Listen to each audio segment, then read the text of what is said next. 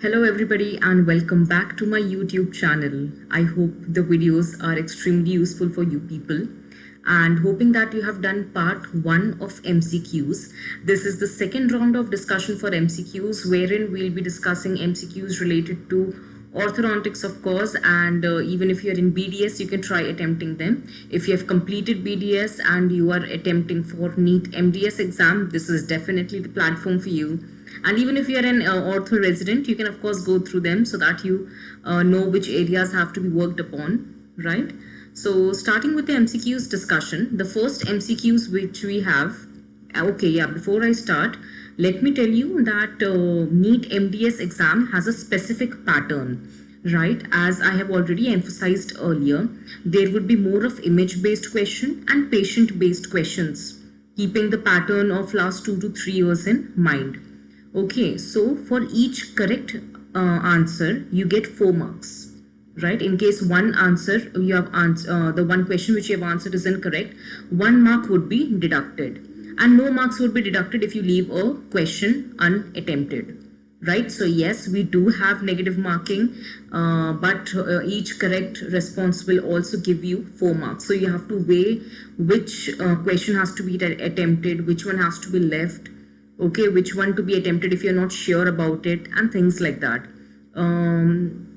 I'll be covering few videos based on these questions as well, how to know whether you have to attempt this question or not, keeping the probability wherein you're not very sure of your answer, right? So let's begin with the first question.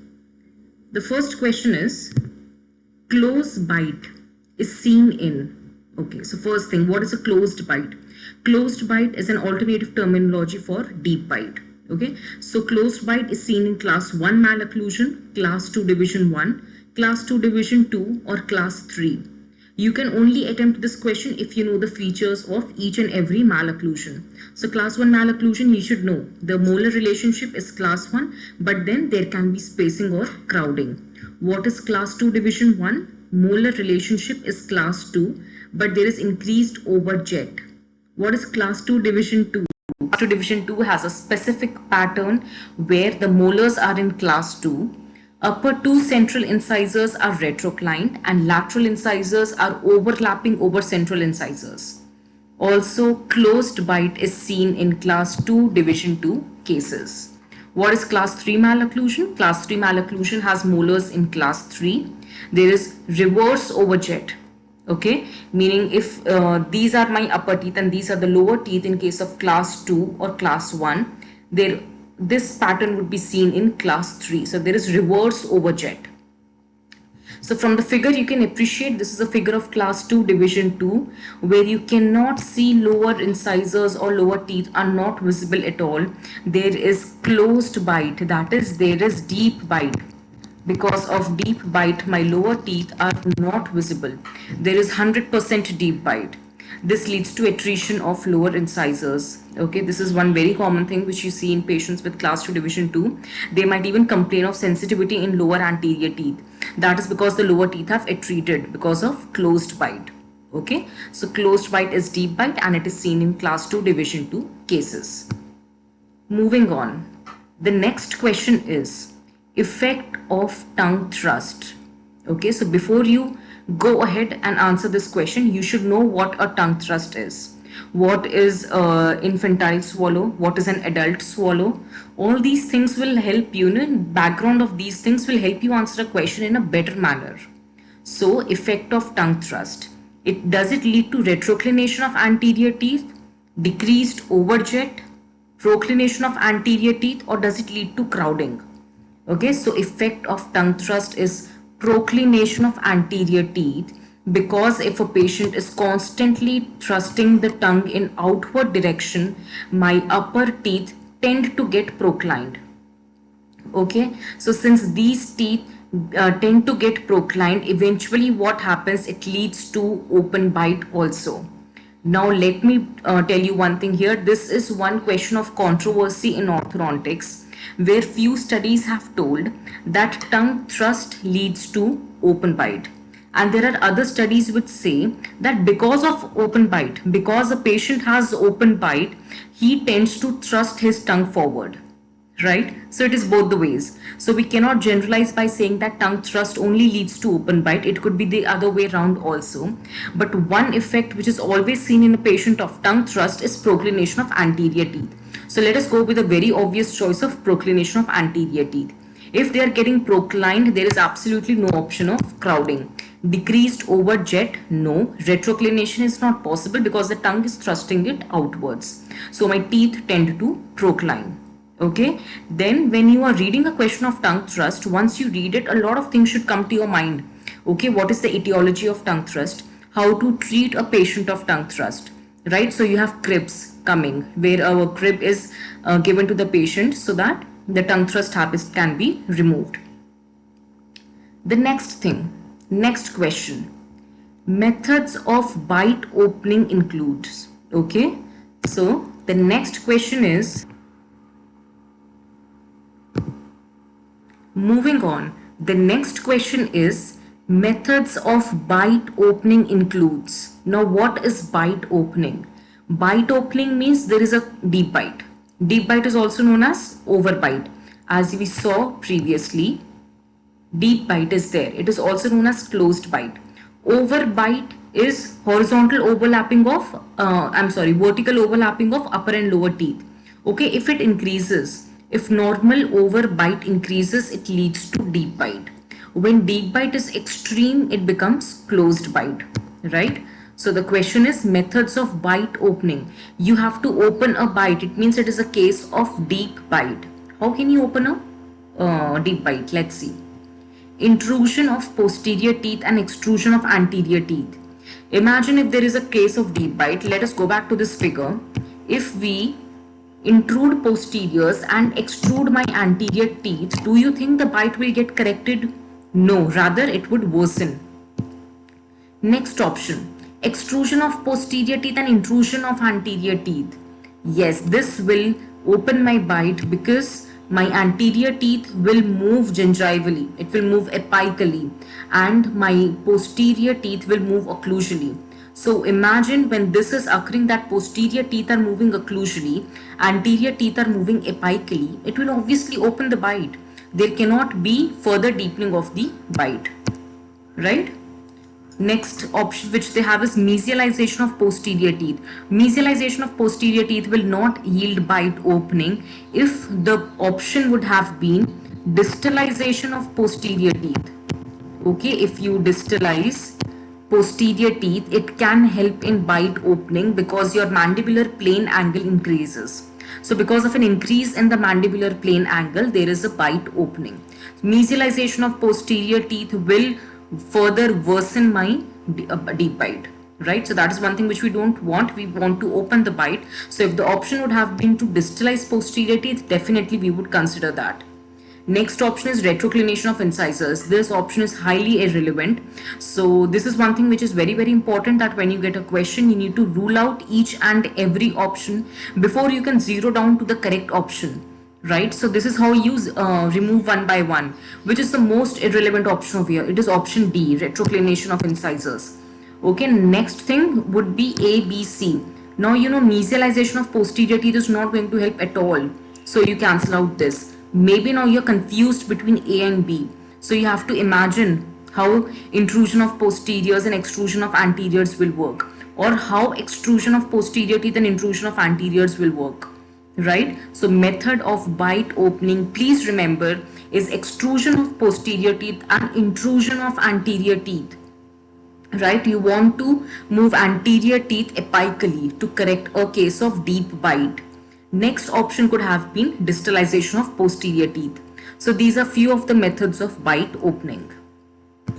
Moving on, the next question is main cause of malocclusion. What is the main cause of malocclusion? What causes malocclusion? Option A, disproportion between jaw size and tooth size, tumors of mouth, fracture of the bone, crowding and spacing. So suppose you get this question in exam and now you're really confused which one to take. So what we do is we use the method of consider one option and keep it or rule it out, right? So we start with ruling out one by one.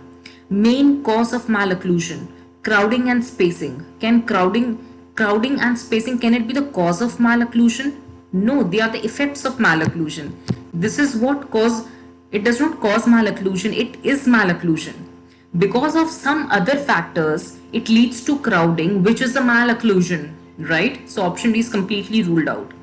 Fracture of bone. If my bone fractures, it can lead to malocclusion. So we keep this option with us. Tumor of mouth. Yes, tumor of mouth can also cause malocclusion. Next, disproportion between jaw size and tooth size. Absolutely, it can cause malocclusion. That is why we have crowding and spacing. Now, all three options look correct. What do? We go back to the question. What do we see? They have told main cause of malocclusion. The question is not just the cause of malocclusion, it is the main cause of malocclusion. So this main word over here becomes your hero. This is one thing which has to be highlighted, okay? So when you feel that 2 or 3 options are correct, what do? You highlight. So main cause of malocclusion. So it has to be disproportion between jaw size and tooth size. Okay. So the correct option is disproportion between jaw size and tooth size, which is also known as arch length tooth material discrepancy.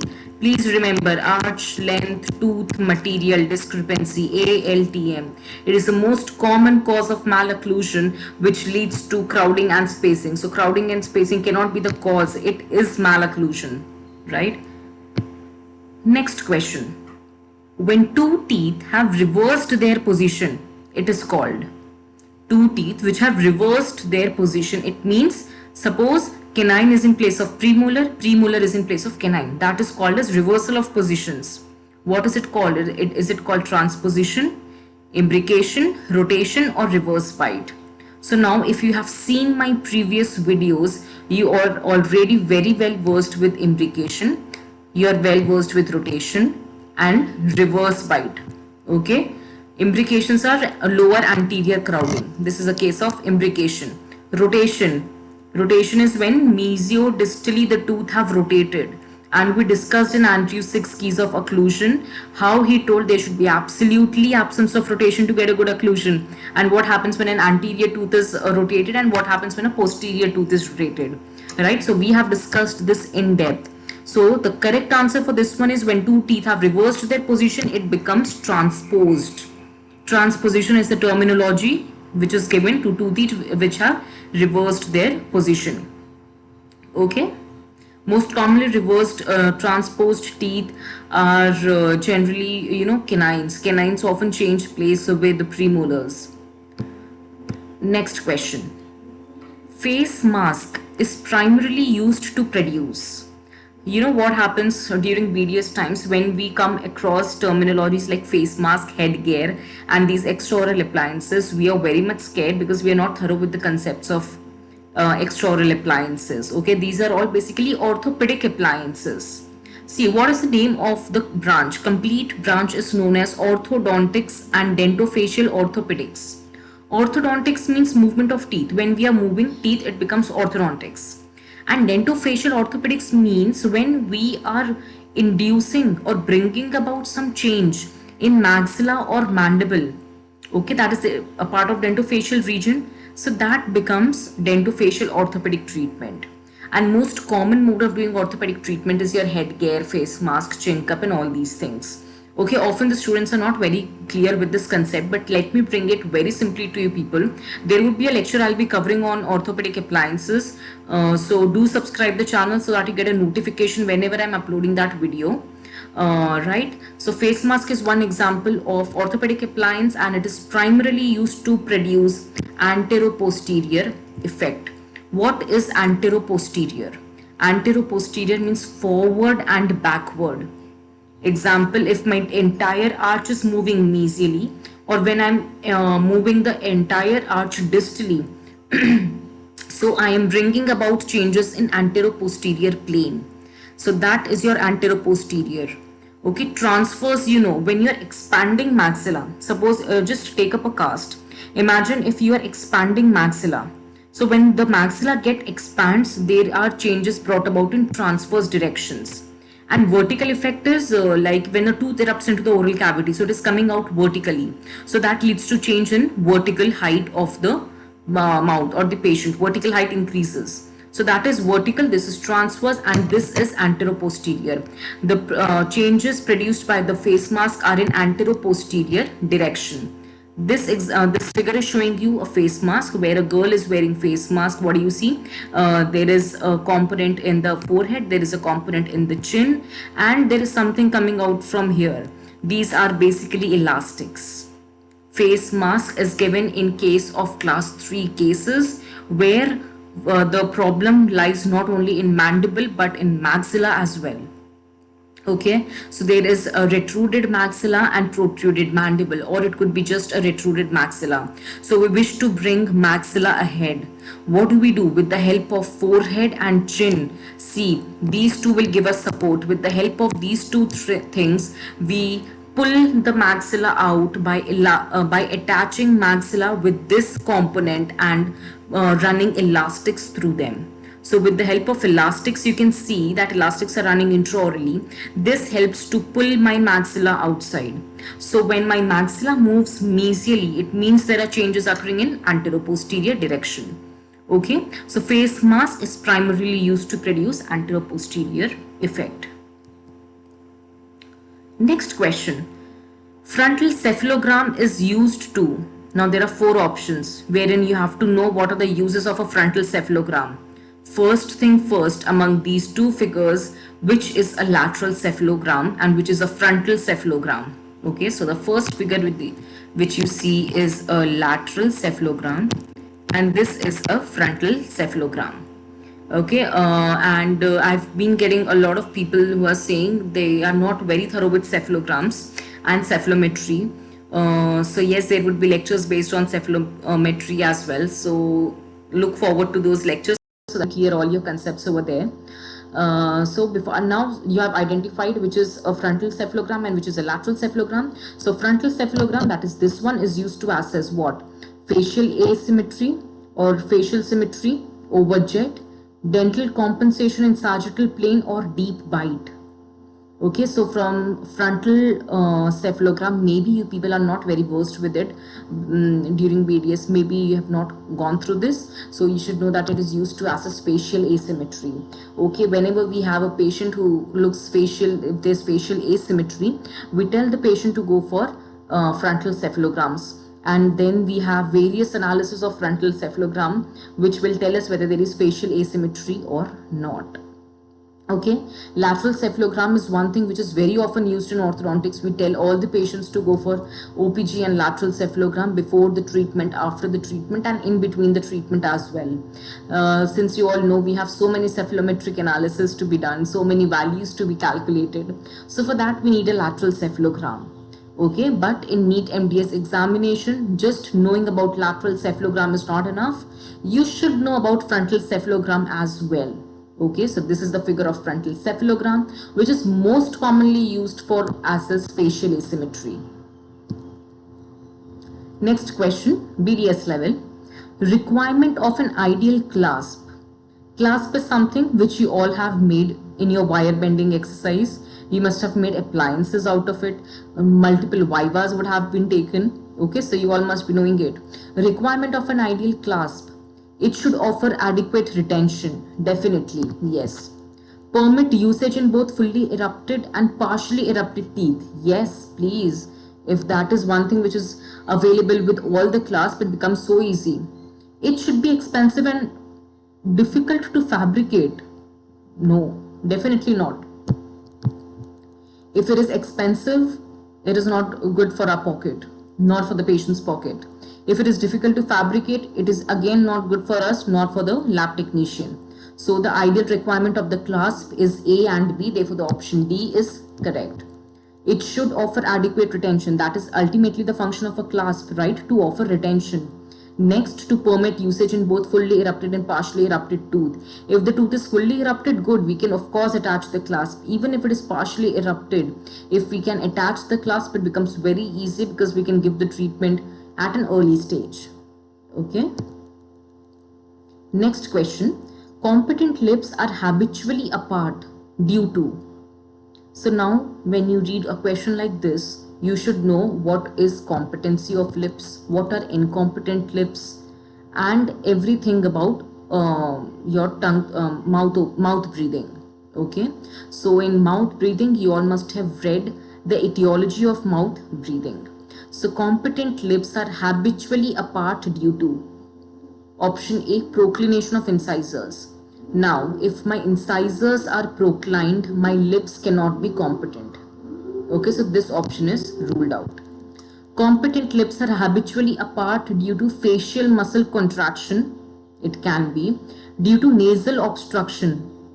If there is nasal obstruction, the word habitual cannot be used because it becomes competent lips are apart because of nasal obstruction. So one category they have already ruled out by saying that it is habitual. It is not because of some obstruction. Okay, and last option is fracture. If there is fracture, the lips can be competent, but they cannot be apart habitually. Okay, they are apart because of some etiology. So the correct option over here is facial muscle contraction.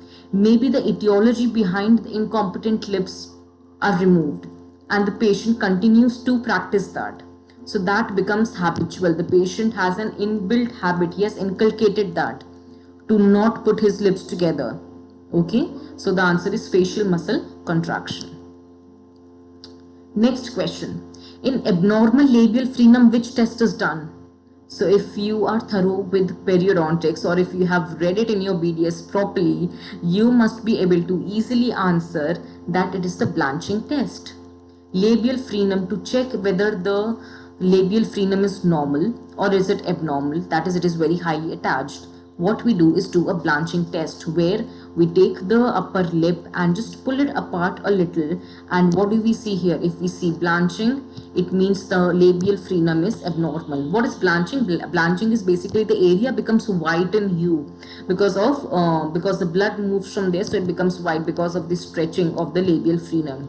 Okay, so the correct answer is blanching test. Next question, very simple. I am sure all of you must be knowing this very well. Methods of gaining space are. How do you gain space in an arch? By proximal stripping? Yes. By extraction? Definitely. Expansion? Yes again. So the answer is all of the above. So all of the above methods are useful for us in gaining space. What is proximal stripping? In proximal stripping, when we do all the analysis, we come to know how much space is required to correct that particular crowding or to correct that malocclusion. So based upon the requirement of the space, we choose either of these methods. Okay, if my space requirement is very less, maybe just 1 millimeter. So what I can do is strip the teeth mesiodistally. Okay, please note that stripping is always done mesiodistally. We have strips coming which can be placed in between the two teeth, and then we just strip that particular tooth. Extraction. Premolars are so often extracted. First premolar is very commonly extracted tooth in orthodontics to gain space. Okay, expansion. Definitely, if we expand maxilla or we expand mandible, we get space. So yes, so these are all the methods of gaining space. So I hope these MCQs you have solved along with me and you were writing down your score. If you have got all of them correct, excellent, very good, you are on the right track. Okay, you just need to work a lot more harder so that you can easily clear your NEET MDS examinations at the very first go. These were all very basic MCQs.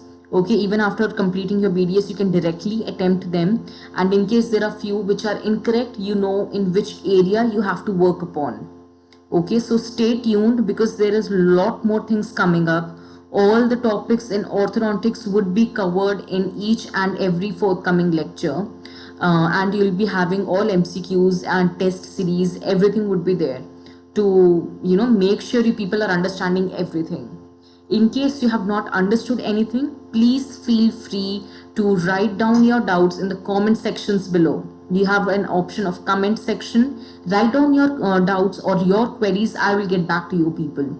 Okay, in case you have attempted this along with me, do like my video so that I know that yes, people are attempting it, students are liking it, and subscribe it so that you get a notification whenever I'm uploading a video. So yes, stay tuned. All the very best for your preparations. I'm here to guide you people, and all the best, and thank you very much.